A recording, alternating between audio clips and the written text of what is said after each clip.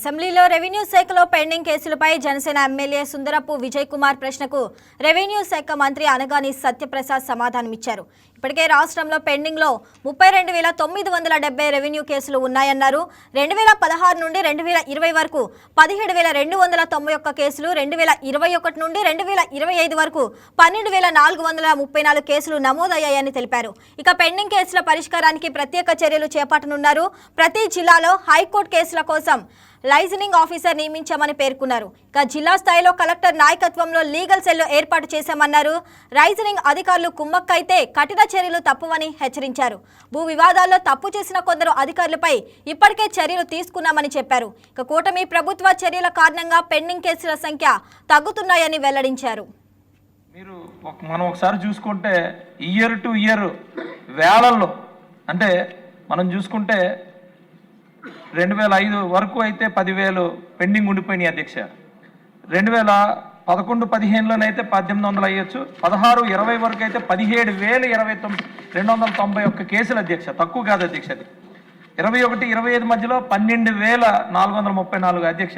ఇలాంటి అంటే ఇన్ని పెండింగ్ ఇష్యూస్ని మనం పెట్టుకొని ముందుకెలా అంటే మన గ్రామాల్లోకి వెళ్ళేసరికి అధ్యక్ష ఏదైనా గవర్నమెంట్ కార్యక్రమాలు చేస్తే ఆ రెవెన్యూ అది కోర్టులో ఉందంటున్నారు అధ్యక్ష. ఏదన్నా ఒక కార్యక్రమం చేద్దామంటే గవర్నమెంట్ ల్యాండ్తో ఏదన్నా ఒక ఆఫీస్ కడదామన్నా లేకపోతే పల్లెటూరుకి ఏదన్నా కట్టుదామంటే అక్కడ కోర్టులో ఉందంటున్నారు అధ్యక్ష. వాళ్ళు కూడా చాలా తెలివిగా గ్రాబర్స్ కూడా చాలామంది ఊరికే కేసు వేసామని చెప్పి అందులో పెట్టుకుని అక్కడ కోర్టులో ఉన్నదని చెప్పి దాని మీద టైం బై చేస్తున్నారు అధ్యక్ష. అయితే దీనికి లైజనింగ్ ఆఫీసర్లని పెట్టడం అంటే లైజనింగ్ ఆఫీసరు ఉంటున్నారు అధ్యక్ష, కాదని అనట్లేదు.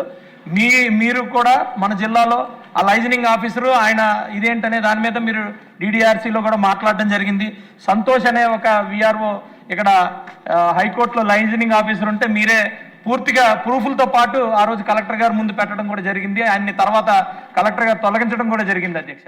గౌరవ సభ్యులు చెప్పినట్టుగా అధ్యక్ష 2005కి 10,000 లేవు అధ్యక్ష, కేవలం 4 కేసులే ఉన్నాయి అధ్యక్ష. తర్వాత అధ్యక్ష ఈ సంవత్సరం అధ్యక్ష 2025 నుంచి 26 దాకా అధ్యక్ష తక్కువగా 1,200 కేసులు మాత్రమే. ఎందుకంటే అధ్యక్ష గౌరవ ముఖ్యమంత్రి గారు తప్పకుండా ఈ సమస్యలన్నీ కూడా రిజాల్వ్ చేయాలి, దీన్ని ప్రక్షాళన చేయాలని చెప్పేసి స్పెషల్ డ్రైవ్గా పెట్టుకోవడంతో పాటు ఎవ్రీ వీక్ కూడా మా స్పెషల్ సిఎస్ గారు అవ్వచ్చు, సిసిఎల్ఏ గారు అవ్వచ్చు, మొత్తం టీంతో మీటింగులు పెట్టుకుని ఎప్పటికప్పుడు కూడా దీనిపైన ఒక వే ఫార్వర్డ్ చెప్తా ఉన్నాం అధ్యక్ష. దాంట్లో భాగంగానే అధ్యక్ష అయితే హైకోర్టులో రెవెన్యూ శాఖ ద్వారా ఉన్నటువంటి కోర్టు కేసు నిర్వహణ కోసం అధ్యక్ష 7 అంశాలపైన ముఖ్యంగా ఒక వే ఫార్వర్డ్ చేశారు అధ్యక్ష. దాంట్లో ముఖ్యంగా అధ్యక్ష ఇన్స్టిట్యూషనల్ ఫ్రేమ్వర్క్ అధ్యక్ష, సంస్థాగత వ్యవస్థ అధ్యక్ష.